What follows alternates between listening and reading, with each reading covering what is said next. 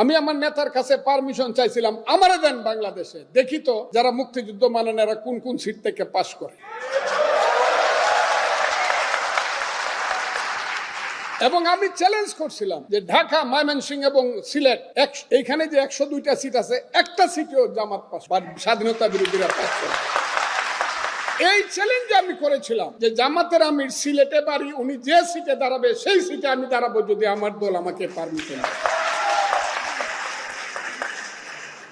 আমি আজকে বলতে চাই বন্ধুরা, সত্য সত্য, ইতিহাসের সত্যকে অস্বীকার করা যাবে না। কারণ বাংলাদেশ বড় নির্মম, নিষ্ঠুর, কঠিন এবং অনেক বেশি মায়াবী বাংলাদেশ। ইতিহাসের পাতায় পাতায় তা লেখা আছে। এই বাংলায় শুধু বেলি চামেলিয়ার জুই ফুল ফুটে না, এদেশে রক্ত গোলাপ, রক্ত জবাও ফুটে। এদেশের জঙ্গলে শুধু কোকিল ডাকে না, এদেশের জঙ্গলে রয়্যাল বেঙ্গল টাইগারও ডাকে। এদেশে শুধু বসন্তকাল আসে না, চৈত্রের শেষে বৈশাখের প্রারম্ভে ধুলির ধ্বজা ওড়ে গ্রীষ্মকাল আসে। এদেশে শুধু গ্রীষ্মকাল আসে না, উত্তাল নাগিনীর মতো ফোনা তুলতে তুলতে এদেশে বর্ষাকালও আসে। এদেশে শুধু সিরাজ, বীর মদন, মোহনলাল, ক্ষুদিরাম, সূর্য সেন, সুভাষ বোসার, শহীদ জিয়াউর রহমানের মতো বীর সন্তান জন্মগ্রহণ করে না, যুগে যুগে জন্মগ্রহণ করে মীর জাফর, জগৎ শেঠ, টিআর লতিফ, রায়দুল্লভ, রাজবল্লভদের মতো বিশ্বাসঘাতক। কাজেই বড় বিচিত্র বাংলাদেশ। সেই বিচিত্র বাংলায় এখন দায়িত্ব নিয়েছেন যে ব্যক্তি, বয়সে আমার ছোট, নেতৃত্বে আমার বড়, জ্ঞানে গুণে আমার বড়।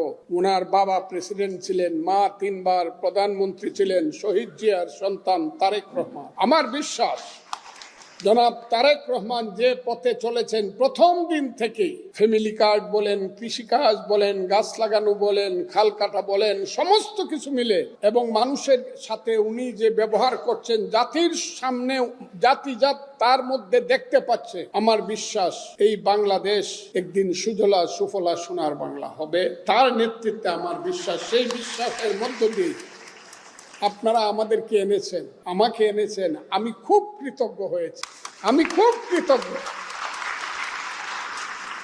আমি আপনাদেরকে আমার সালাম, অভিনন্দন এবং কৃতজ্ঞতা জানিয়ে, রিজভী ভাইকে ধন্যবাদ জানিয়ে আমার বক্তব্য, খুদা হাফেজ।